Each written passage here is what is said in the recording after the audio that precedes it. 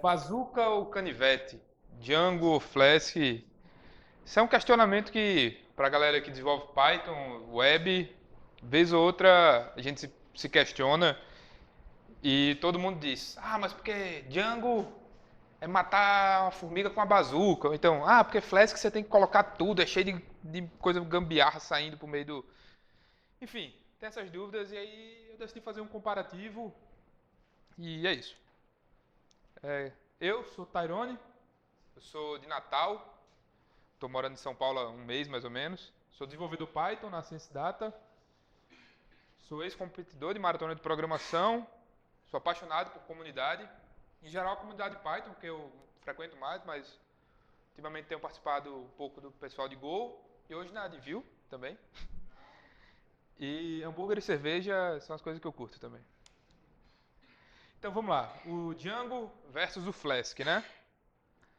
Primeiramente, não são os únicos frameworks Python que existem para web. Tipo, são os dois mais conhecidos. Não sei se pode dizer os dois principais, mas são os mais conhecidos. Mas tem outros. Por exemplo, eu já trabalhei com TurboGears, que é esse aqui.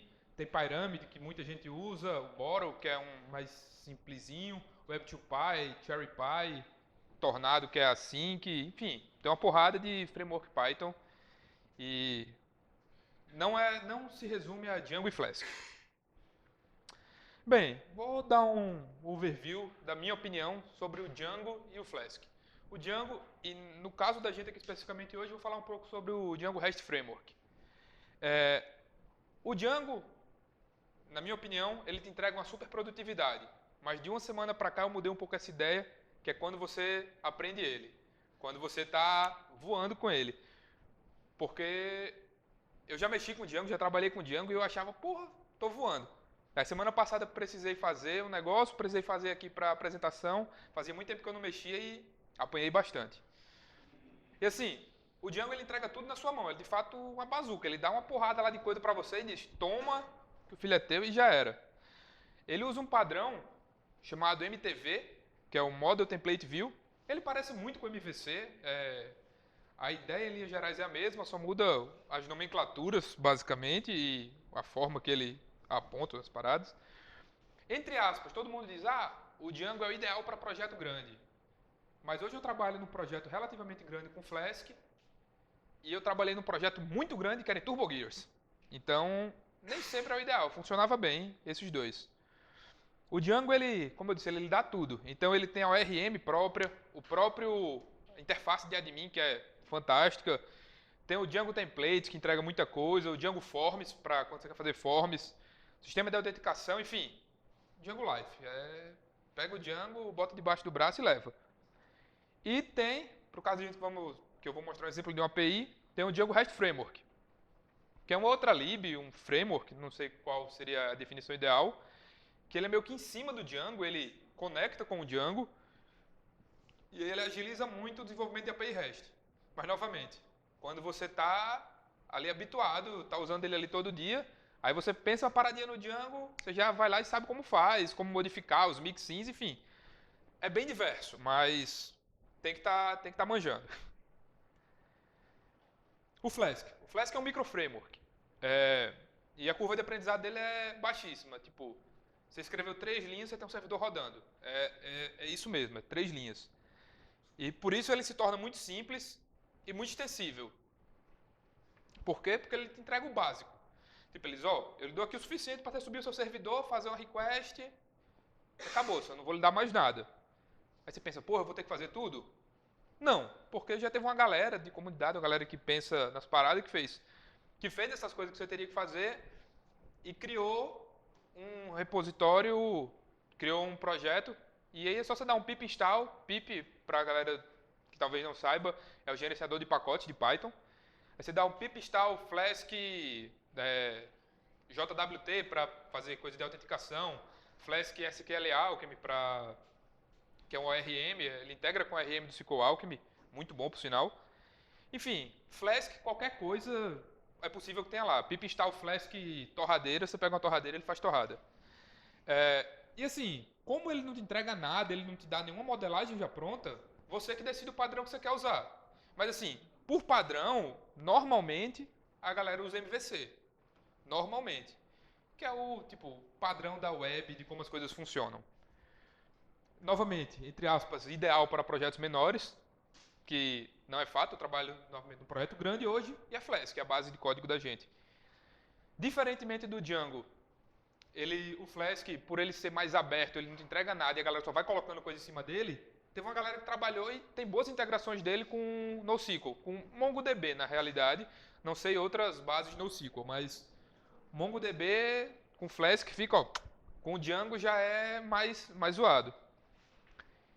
E tem mais praticidade para customização. Outra parada, o Django, ele te dá aquela porrada de coisa ali e você quer mudar uma besteirinha, mano.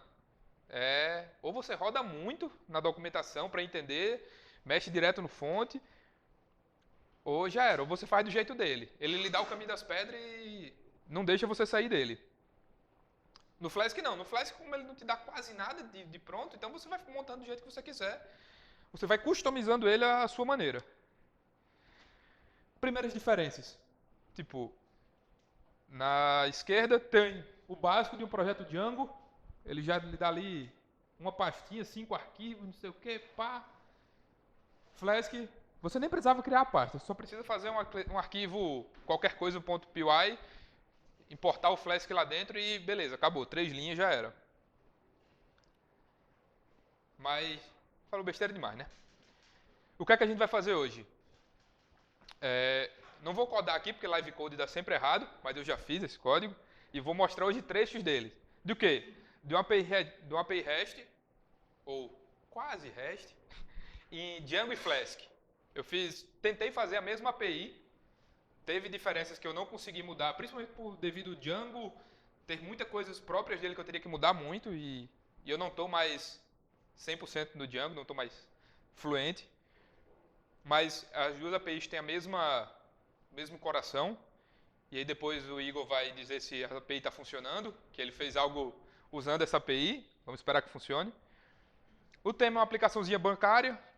E nela vai ser possível você criar um usuário, fazer seus CRUD, alterar, apagar o usuário.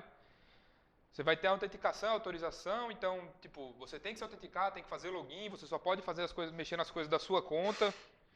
E aí você pode, sei lá, fazer depósito, sacar, transferência e vamos embora. A API é bem complexa. Ela tem esses dois modelos, que seria o usuário e a transação. É bem simples. O usuário tem ali e-mail, senha, o número do documento. E a transação é só dizer, ó, tal momento a conta daquele cara ali entrou R$10, depois saiu 5. Não tem muito erro não, é algo bem simplista mesmo. E o projeto da APIzinha é isso aí, ó. Tem um endpoint de login, o CRUDzinho de user, aí deposit, withdraw, que é saque em inglês. Bonito. Eu tinha feito ela antes com escrito saque, aí eu mudei para ficar tudo em inglês. Aí transfer statements, que é tipo o extrato. E show me the code. Primeiro, a gente quer fazer uma API, eu tenho que definir umas rotas ali, pensar o que é que eu vou disponibilizar para o meu usuário nessa API. Todo mundo aqui sabe o que é uma API? Alguém não sabe o que é uma API? Beleza. Uma API é uma forma que você expõe parte da sua aplicação para outras pessoas, para outros sistemas, da maneira que você quer. Você não deixa eles acessarem diretamente o seu sistema, você dá tipo, se você pedir para esse cara aqui, para ele listar os usuários, ele vai dizer os usuários que você pode falar. Eu não dou acesso diretamente a outra pessoa ao meu banco de usuários, por exemplo. Se eu quero... Aí, como é que a gente define as rotas? O que vai ser uma rota é aquele caminho para que a pessoa que vai usar a sua API chegue a tal informação. Então, como é que a gente define as rotas, né? Exemplozinho em Django e Flask. Bem parecido. Quem estiver olhando aqui agora, nunca mexeu a fundo, vai dizer, a mesma coisa quase. Você faz uns importezinhos ali qualquer. Tem coisa que eu abstraí, eu tirei de pedaço de código para dar para aparecer. Não sei se dá para todo mundo ver, se a letra ficou pequena.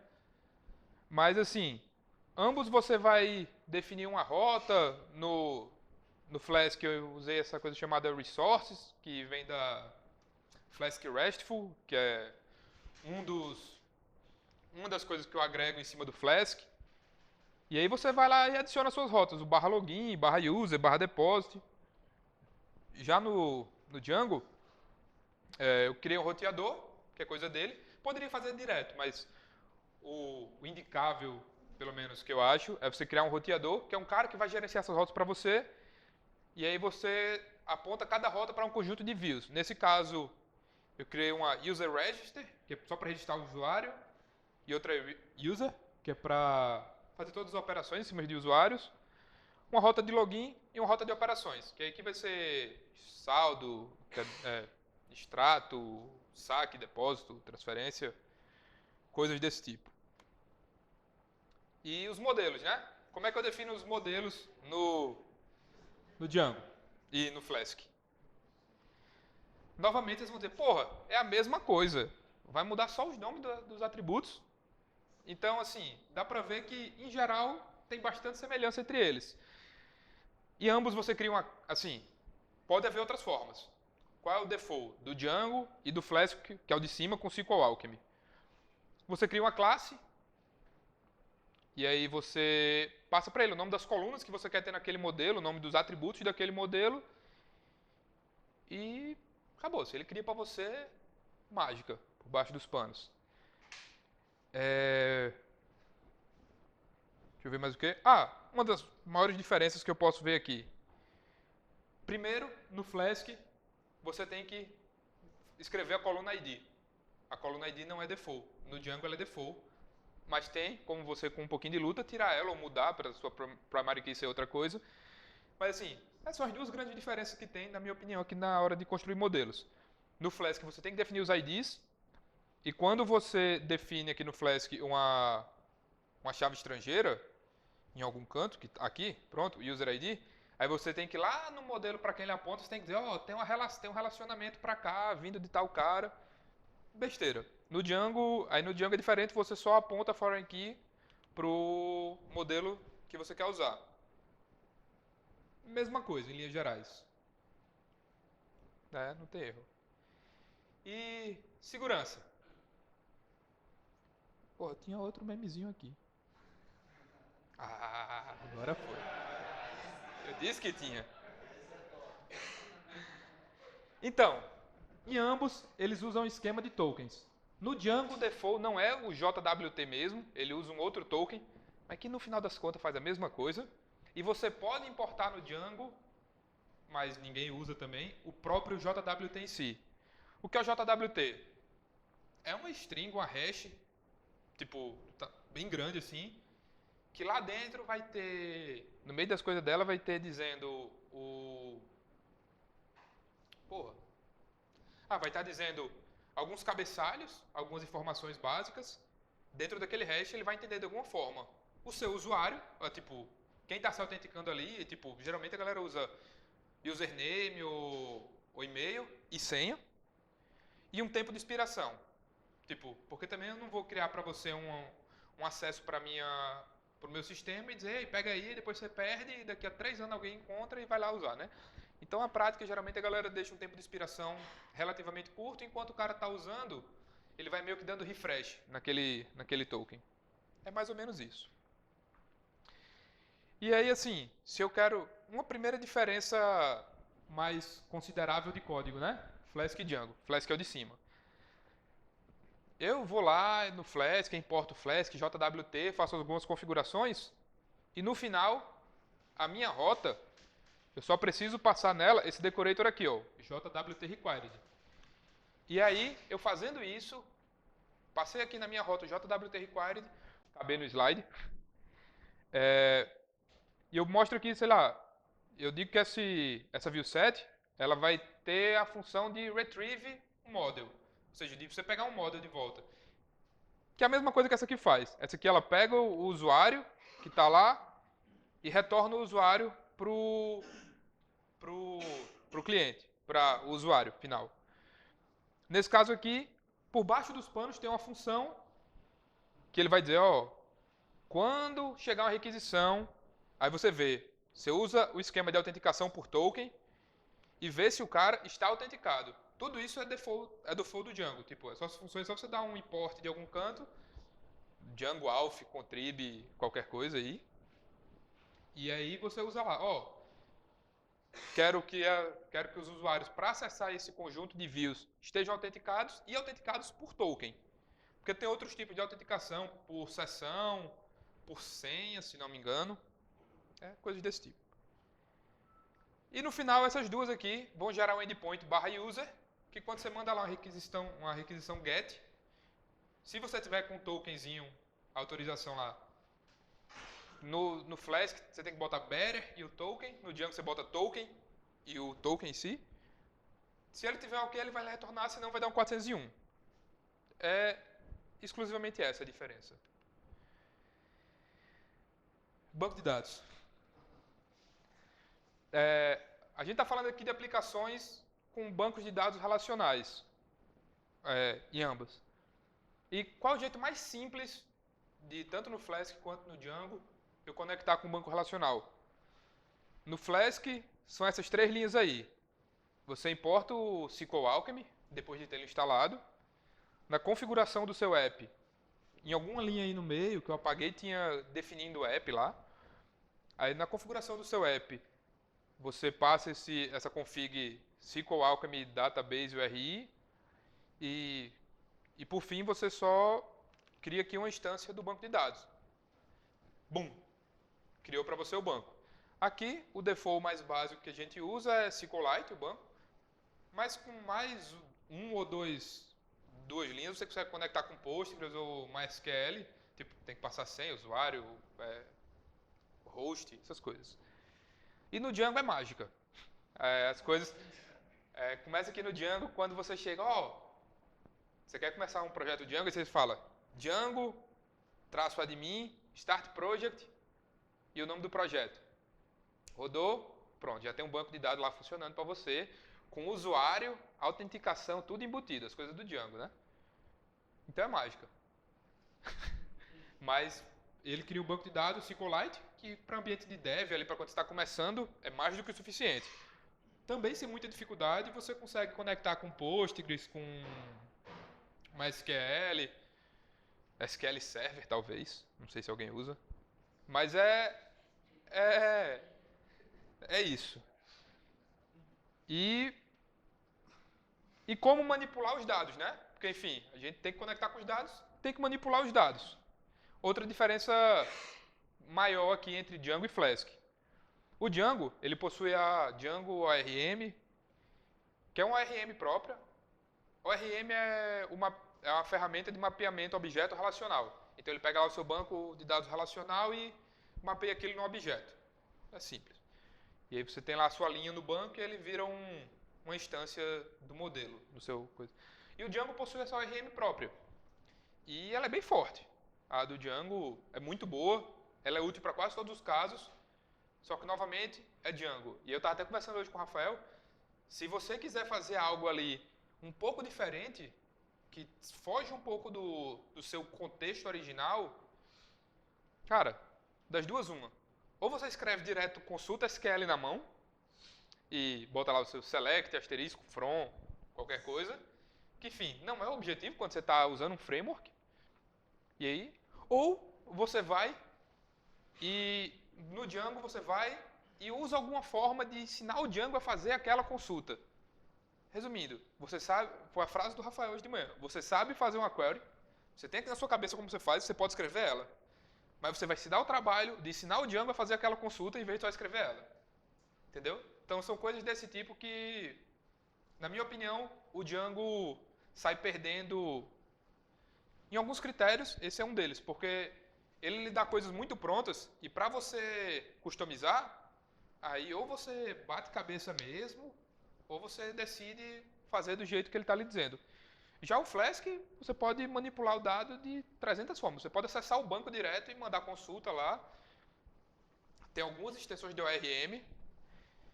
E, dentre elas, a principal, eu acho, a mais usada, é o SQL Alchemy, que é fantástico. Eu fiquei fã do SQL Alchemy. Eu era fãzão da Django ORM até o dia que eu fui trabalhar no projeto que já usava o SQL Alchemy. Aí eu falei, pô, Django ORM, que é raiz, vai ser SQL Alchemy. E é isso. Eu juro que tinha. É. Pois é. Deixa eu ver se caiu aqui a internet. Tinha, vamos todo mundo fazer um exercício aqui de abstração mental, de uma interrogação. Em cima tem questions. Tá acabando. O cara já mandou ali uma mensagem ali, tá acabando. Alguém tá com alguma dúvida? Deu para entender assim? Foi meio rápido, não é tão superficial quanto, mas Eu tenho uma dúvida. manda. Eu não entendo nada de Python e tal, sou da parte de view, né? Só que eu achei bem interessante esse Flex, eu achei bem minimalista. E teve uma hora que você mostrou as classes ali, né? Deixa eu voltar. Eu fiquei na dúvida. Isso? Isso mesmo. Ali você tem o DB Model e aí você tem os campos, né? Aham. Aí eu fiquei na dúvida do seguinte: você configurou isso aí para o RM criar um modelo de dados ou você já passa o modelo pronto? Porque ali você passa um DB Model para ele, né? Esse DB Model é só tipo uma classe Py, digamos assim. Que aí é um base model, tá ligado? Eu criei também uma base model nesse caso aqui, só tinha operação nela, tipo, era só um canto que eu faço um save to DB, algumas coisas assim. Mas, voltando à tua pergunta, a própria ORM ela se encarrega de tudo isso. Tipo, você definiu, esse SQL Alchemy, esse DB aqui, é aquele DB que lá no início, esse DB aqui é aquele DB que lá embaixo a gente fez DB recebe SQL Alchemy passando app. Esse DB é aquele DB lá. Talvez eu devesse ter mostrado isso antes. Mas é o mesmo DB. E aí você passa, essa classe aqui vai herdar de outra classe, que é um modelo básico. E enfim, e aí esse modelo de dados eu só digo para ele, faz aqui as colunas com tais nomes de tais tipos. E aí ele se vira para mim. Eu não tenho que definir essa coisa na mão. A própria ORM já resolve para mim. E aí, quando as consultas que você falou, tem alguma coisa já padronizada ou você tem que escrever na mão mesmo? Não, tem uma coisa padronizada. Por exemplo, user. No Flask eu dou user, se eu quiser todos os usuários, por exemplo, user.query, .all, e acabou. Aí ele retorna para você todos os objetos mapeados já no banco, bonitinho. No Django, é coisa tão diferente. Você bota user.objects.all. Resumindo, não tem diferença entre eles. É bem isso. Pode continuar com as perguntas. E lembrando da abstração mental. Fala. Aumenta um pouquinho. Outra coisa. O Django tem as migrações por default. O Flask, por default, não tem nada. E você pode... mas você pode usar migrações sim. Existe uma biblioteca chamada Marshmallow, se não me engano, que é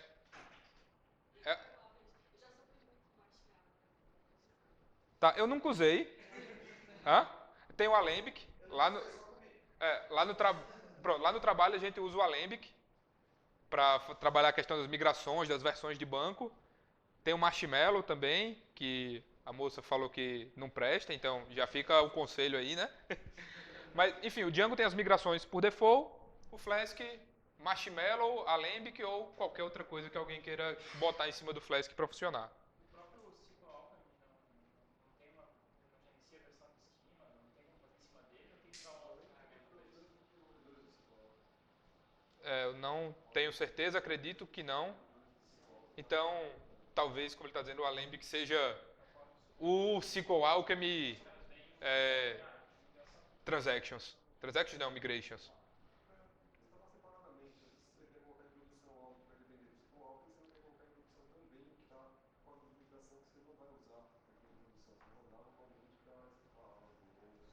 Isso. Eu não tinha pensado por esse lado, mas faz sentido. O que ele falou é que basicamente você deixa aquele contexto de imigração ali local e deixa lá no seu servidor rodando em produção somente a versão atual. Isso é uma boa. Mais alguma coisa? Uma dúvida? Manda.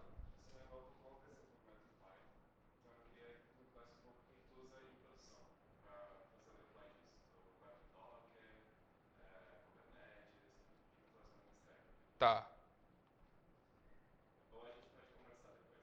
A gente pode conversar depois. Mas só para conversar depois para entrar mais a fundo.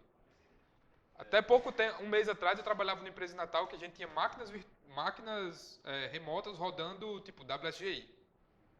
Beleza. Hoje, eu trabalho numa empresa que é Kubernetes, 100% Google Cloud.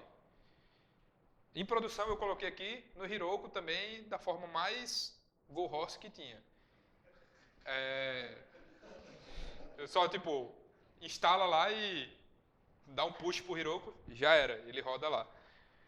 Mas tem outras formas, tipo, Django integra bem com Docker, Django não, Python integra bem com Docker, integra bem com Kubernetes, não tem muito o que se estressar não, você tem bastante liberdade para isso.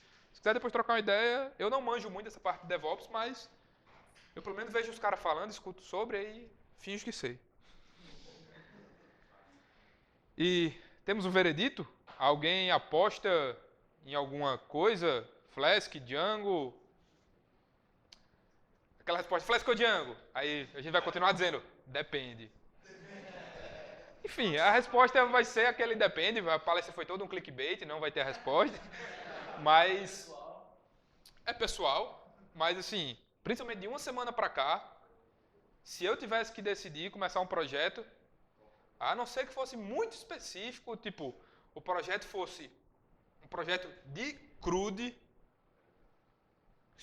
e tipo, uma API só, porque, enfim, o Django, a parte do front, a parte full stack dele, com o front, ele tem os seus templates, mas hoje eu não acho que vale a pena, tendo tantas ferramentas, tipo Vue.js, React, para você pode fazer suas páginas topzera lá e empurrar do jeito que você quiser, então, não, na minha opinião, não faz sentido usar o Django Templates, mas para uma API REST, se eu quiser fazer uma API 100% CRUD e tivesse um tempinho ou uma galera que está manjando o Django, faria Django.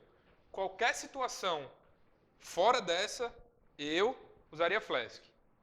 Mas aí fica aí a dúvida de cada um. Manda. Qual que dá barriga? Cara, o que dá mais dinheiro é montar startup aí. É contratar uns devs, uns caras bons assim. Você pega um universitário ali que tá com a cabeça fresca ainda.